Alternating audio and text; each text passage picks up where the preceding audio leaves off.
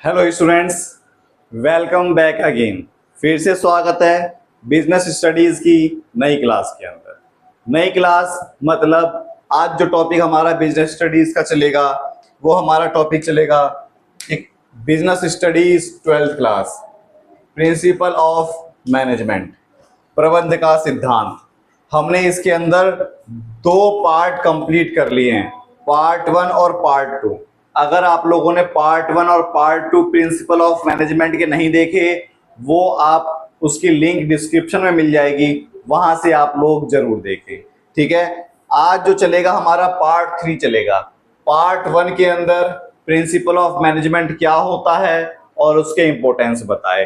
Part 2 के अंदर हमने हेनरी फ्योल के जो 14 प्रिंसिपल हैं उसमें से 4 हमने प्रिंसिपल कवर कर दिए थे।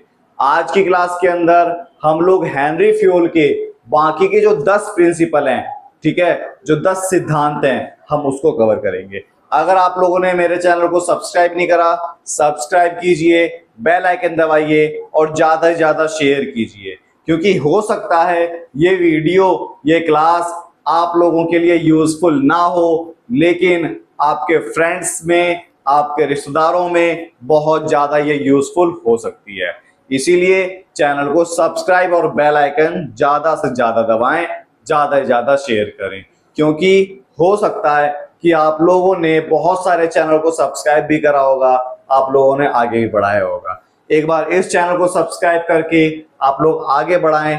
कभी भी हम लोग पेड कोर्स लॉन्च नहीं करेंगे। अब मैं आपको भंगड़ा करके या डांस करके तो नहीं दिखाऊंगा, आपको पढ़ा कर दिखाऊंगा, कंटेंट अच्छा देकर दूंगा, जिससे आप लोगों के लिए बोर्ड एग्जाम में बहुत ज्यादा क्या हो, यूजफुल हो। समझ में आया? तो चलिए हम चालू करते हैं बिना लेट करें। ठीक है, हमारा जो आज चलेगा वो 5वां नंबर का सिद्धांत चलेगा, principle of management Henri Fayol, principle of management Henri Fayol का unity of direction. Unity of direction मतलब जैसे मान लो यूनिटी ऑफ डायरेक्शन के अंदर ये हमारा यूट्यूब चैनल है। मेरे अंदर में अभी फंड की कमी होने के कारण आप लोग अभी हेल्प नहीं कर पा रहे हो सही तरीके से। ज्यादा ज्यादा शेयर करोगे तो हमारा भी चैनल बहुत ज्यादा आगे बढ़ेगा। ठीक है, मान लो अकाउंट की क्लास, मैथ की क्लास, इंग्लिश की क्लास, हिस्ट्री की क्लास, मतलब सारी क्लास आपको इसी चैनल पर मिलने लग जाए। और इस यूट्यूब चैनल का मालिक कौन? मैं, मेरा भाई भी मान लो। हम दोनों ने क्या करा, अब सभी टीचर को डायरेक्शन देनी चालू करी। मैं अलग डायरेक्शन दे रहा हूं, मेरा भाई अलग डायरेक्शन दे रहा है। ठीक है, तो क्या होगा, जो हमारे वर्कर्स हैं उनके ऊपर मतभेद पैदा हो जाएगा कि हम बात किसकी माने। इसीलिए बिजनेस के अंदर केवल एक ही डायरेक्शन चलनी चाहिए, यूनिटी ऑफ डायरेक्शन होनी चाहिए। समझ में आया? ठीक है, unity of direction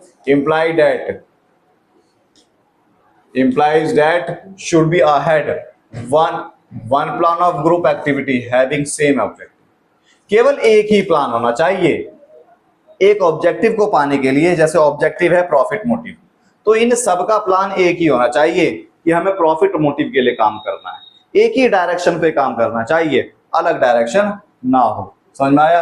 unity of direction का मतलब पता लग गया। ठीक है, according to this principle all the unit of an organization should be moving toward the same objective। जितने भी यूनिट है ऑर्गेनाइजेशन के अंदर सभी सेम ऑब्जेक्टिव पर आगे की तरफ बढ़ेंगे। ठीक है,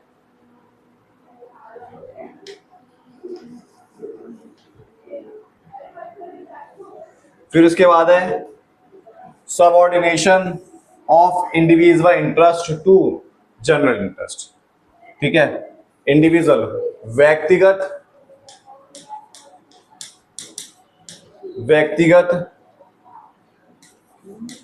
लाभ या व्यक्तिगत इच्छा को छोड़कर सामान्य लाभ के ऊपर ध्यान देना चाहिए। ठीक है, According to this principle of management organization, whole must prevail over the interest of the individual employees. ठीक है, मतलब एक कंपनी की ऑर्गेनाइजेशन को आगे बढ़ाने के लिए अपना निजी हित को छोड़ना पड़ेगा, किसको, एक संगठन के हित को अपनाना पड़ेगा. According every individual has own interest, सबका अलग अलग इंटरेस्ट होता है. मेरा इंटरेस्ट अलग है, मेरा भाई का इंटरेस्ट अलग है. मेरे पास जो चैनल पर पढ़ाने के लिए आएंगे चाहेंगे कि वो मेरा ज्यादा से ज्यादा वीडियो चले, मेरे ज्यादा से ज्यादा क्या हो, फायदा हो. तो सब अपना अपना अलग छोड़कर एक साथ आगे बढ़ने की कसम खानी चाहिए. ठीक है,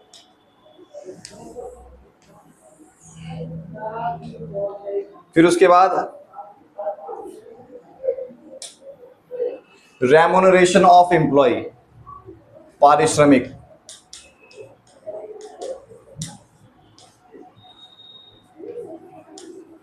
मजदूरों का पारिश्रमिक मतलब जो काम करने वाले लोग हैं उनको ऊपर से मैनेजमेंट की तरफ से उनके काम के अनुसार, उनकी योग्यता के अनुसार, उनके काम के अनुसार, उनकी योग्यता के अनुसार उन लोगों को क्या मिलना चाहिए, मजदूरी मिलनी चाहिए. उनकी योग्यता के अनुसार, जैसे मेरी योग्यता है, मेरी योग्यता के अनुसार मेरे को सैलरी मिलनी चाहिए. According to this principle, overall pay and compensation should be fair both employee और ऑर्गेनाइजेशन. एक ऑर्गेनाइजेशन के अंदर, एक संगठन के अंदर जितने भी एम्प्लॉय हैं, जितने भी मजदूर हैं, सबको उचित, फेयर मतलब सही तरीके से पैसा प्रदान करना चाहिए. The remuneration should be just fair to everybody, सभी के साथ एक जैसा व्यवहार हो. It will ensure congenial atmosphere and good relation between worker and manager. क्योंकि जो रेम्युनरेशन है, अच्छी पेमेंट करी जाएगी तो मैनेजमेंट और वर्कर के बीच में पॉजिटिव रिलेशन स्थापित होता है. ठीक है,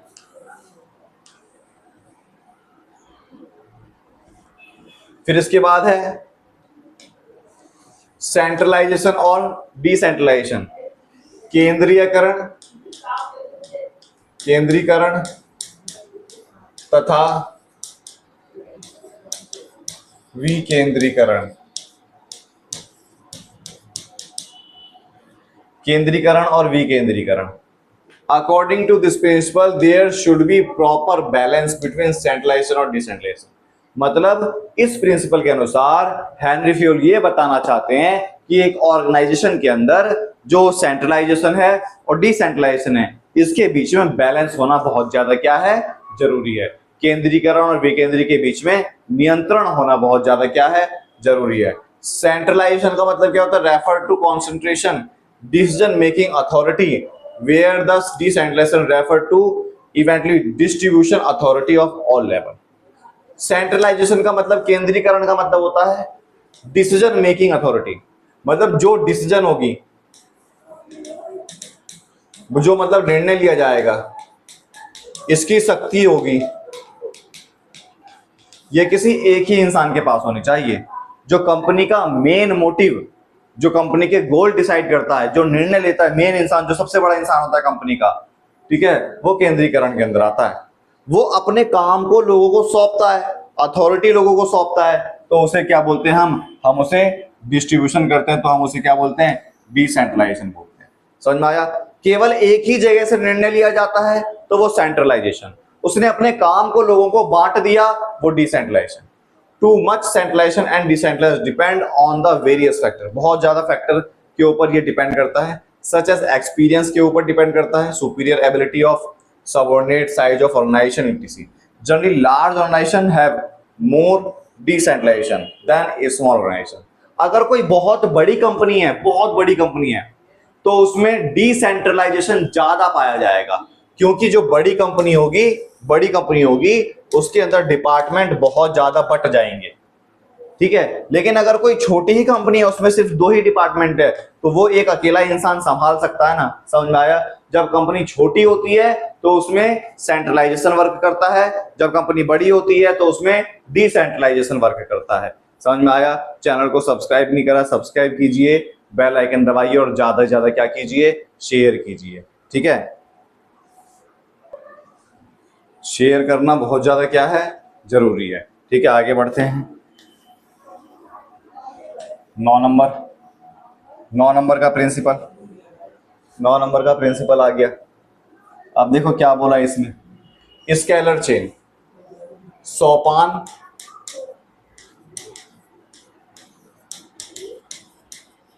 श्रृंखला, स्केलर चेन, सोपान श्रृंखला।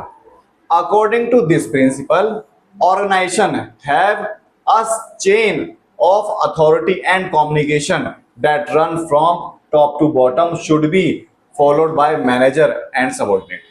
मतलब एक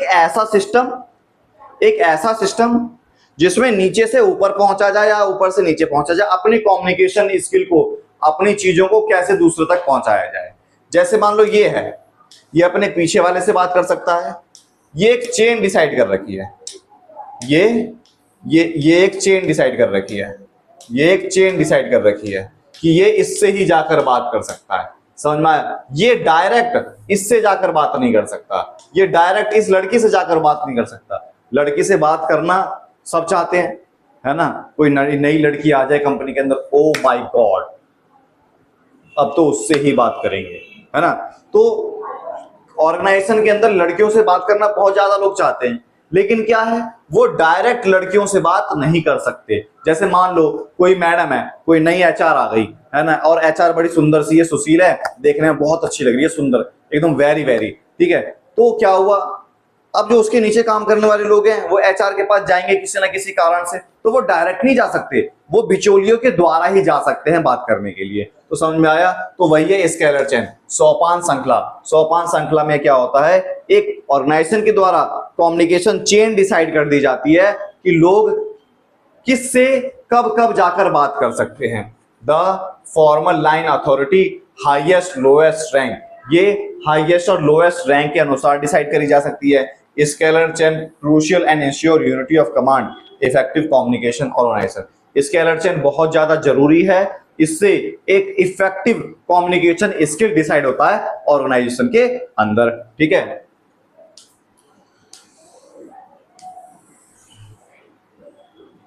फिर अगला है ऑर्डर। ऑर्डर, क्रम। According to this principle should be place of everything everyone. मतलब ऑर्डर का मतलब, क्रम का मतलब, हेनरी फ्यूल ने बताया एक ऑर्गेनाइजेशन के अंदर सही जगह सही चीज रखी होनी चाहिए, ऑर्डर के अनुसार, जिसको जहां होना चाहिए वो वहीं रहे। इकोनॉमिक्स पढ़ाता हूं तो मैं इकोनॉमिक्स के टीचर के तरीके से ही अपॉइंट हूं। समझ में आया? वो क्या कहलाता है हमारा, इसका ऑर्डर कहलाता है। According to the Fayol people and material must be in suitable place. मतलब जिसकी जहां जगह है वो सामान वहीं होना चाहिए। There is fix place everything and it is present there. और वो जो जगह हमने फिक्स कर दी वो फिक्स रहनी चाहिए। ये नहीं कि दीपक सर को कभी इकोनॉमिक्स पढ़ाने के लिए बोल दी, कभी अकाउंट पढ़ाने के लिए बोल दी, कभी इंग्लिश में दीपक सर गोबर है। समझ में आया? फिर बोला इक्विटी, समानता। इक्विटी मतलब समानता। हेनरी फ्यूल ने बताया चाहे कोई छोटा लेवल पर काम कर रहा हो या बड़ा लेवल पर काम कर रहा हो। जैसे मान लो दीपक सर हैं, ये दीपक सर हैं, इसके नीचे कोई भी काम करने वाला इंसान हो, चाहे झाड़ू लगाने वाला, पोछा लगाने वाला या टीचर, उनकी सैलरी में तो डिफरेंस हो सकता है, लेकिन मेरी नजर में सब मेरे वर्कर कहलाएंगे। मेरे को बिल्कुल समानता रखनी पड़ेगी। समझ में आया? तो वही क्या कहलाती है, समानता कहलाती है। वो होना चाहिए एक ऑर्गेनाइजेशन के अंदर, ये प्रिंसिपल होने चाहिए। फिर stability of personal. According to this principle there should be proper effort achieve stability और कंटिन्यूटी टेन्योर ऑफ पर्सनल। मतलब क्या बोला, हमें ऑर्गेनाइजेशन के अंदर स्टेबिलिटी, स्थिरता बना के रखनी है, जिससे काम लगातार सही तरीके से चलता रहे। हमें काम को बदलना नहीं है, काम के बदलने से प्लान बदल जाता है। Fayol was the view the employ should be selected and appointed after due and rigorous procedure. Once selected, they should be kept their position minimum period and must be given reasonable time show result. मतलब जैसे मान लो एक worker है, मान लो दीपक sir है, ये कहीं किसी ऑर्गेनाइजेशन में गए इकोनॉमिक्स पढ़ाने के लिए, तो ये मैं बहुत सारे इंटरव्यू के प्रोसेस से, एग्जाम के प्रोसेस से गुजरूंगा, तो मालिक का काम होता है कि मुझसे तुरंत रिजल्ट की एक्सपेक्टेशन ना करे, मुझे वहां पर समय दे जिससे मैं अपना रिजल्ट बेहतर बना सकूं। समझ में आया? फिर आता है इनिशिएटिव। ठीक है, initiative according to this principle worker should be encourage. ठीक है, इनिशिएटिव का मतलब होता है किसी को आगे बढ़ाना। ठीक है, आगे बढ़ाना, इनिशिएटिव। अपॉर्चुनिटी देना, ठीक है, किसी को अच्छी अपॉर्चुनिटी देना, to take some initiative, make executing plan. मतलब मैं, मेरे नीचे काम करने वाले जो लोग हैं, मैं उनको इनिशिएट कर रहा हूं कि तुम लोग भी प्लान बनाओ, ठीक है, और मुझे सौंपो। जिसका प्लान अच्छा होगा मैं उस प्लान को लागू करूंगा। इससे क्या होगा? इससे क्या होगा, जो मेरे नीचे काम करने वाले लोग हैं इनके अंदर प्लान करने की स्किल डेवलपमेंट होगी। तो ऑर्गेनाइजेशन के अंदर ऐसा होना चाहिए, जो नीचे रहने वाले लोग हैं वो फ्यूचर में मैनेजमेंट की पावर संभाल सकें, इसीलिए उन्हें अपॉर्चुनिटी हमें देनी पड़ेगी, अवसर देना पड़ेगा, अवसर। समझ में आया? Fayol suggest the employ all level should be encourage. हम हर लेवल पर, हमें हर लेवल पर जो एम्प्लॉय है उनको इनकरेज करना पड़ेगा, उनको आगे बढ़ाना पड़ेगा। फिर esprit de corps according to this principle management should be promote team spirit. एक ऑर्गेनाइजेशन के अंदर जो मैं वाला वर्ड है ना, मैं, ये कभी नहीं होना चाहिए। एक ऑर्गेनाइजेशन के अंदर मैं वाला वर्ड नहीं होना चाहिए, हम वाला वर्ड होना चाहिए। कि देखो, जैसे मान लो कोई रिश्ता है, तो एक अकेला इंसान उस रिश्ते को कितना भी मजबूत करने के लिए कोशिश कर ले, नहीं कहलाएगा। ठीक है, बोले हम दोनों मिलकर रिश्ता मजबूत करेंगे, हम दोनों मिलकर कभी भी ब्रेकअप नहीं करेंगे, हम दोनों मिलकर आगे बढ़ेंगे, हम दोनों मिलकर अपनी जिंदगी को आगे बढ़ाएंगे, तो हम होना चाहिए, मैं नहीं होना चाहिए। वही यहां पर है कि एक ऑर्गेनाइजेशन को आगे बढ़ाने के लिए एक अकेला एम्प्लॉय कुछ भी नहीं कर सकता, टीम की तरीके से काम करना पड़ेगा। उसे कह लेते हैं एस्पिरिट द क्रॉप। ठीक है, वो बोला ना, unity of harmony. Management should promote feeling team spirit. Management को एक ऑर्गेनाइजेशन के अंदर टीम स्पिरिट को प्रमोट करना पड़ेगा। मैनेजमेंट को यह बताना पड़ेगा कि हमें टीम के द्वारा ही काम करना पड़ेगा, टीम की भावनाओं की फीलिंग जगानी पड़ी लोगों के अंदर, प्यार की फीलिंग नहीं, टीम में काम करने की फीलिंग जगानी पड़ेगी। प्रोडक्शन टीम, जैसे प्रोडक्शन टीम, सब टीम मिलकर टीम के द्वारा काम करेंगे, तो वो क्या कहलाया? हमारा स्पिरिट द क्रॉप कहलाया। स्पिरिट द क्रॉप का मतलब एक अकेला इंसान काम नहीं कर सकता, मिलजुल कर सभी लोग काम कर सकते हैं। समझ में आया? तो हमारा जो आज का टॉपिक था वो क्या हुआ? हमारा आज हेनरी फ्यूल जो है, हमारा प्रबंध के सिद्धांत के अंदर हेनरी फ्यूल के जो 14 प्रिंसिपल हैं, वो 14 प्रिंसिपल खत्म हुए। इस 14 प्रिंसिपल में हेनरी फ्यूल जी ने यह बताया कि एक ऑर्गेनाइजेशन के अंदर ये 14 चीजें अगर सही तरीके से अप्लाई करी जाएगी तो एक ऑर्गेनाइजेशन सक्सेस जरूर होगा। समझ में आया? अगर आप लोगों को समझ में नहीं आया तो कमेंट करके बताएं कौन सा टॉपिक समझ में नहीं आया, मैं आप लोगों को वो चीज जरूर बताऊंगा। ठीक class, thank you class. Channel को सब्सक्राइब करें और मेरे को एक बार मौका जरूर दें आगे बढ़ने का। ठीक है क्लास।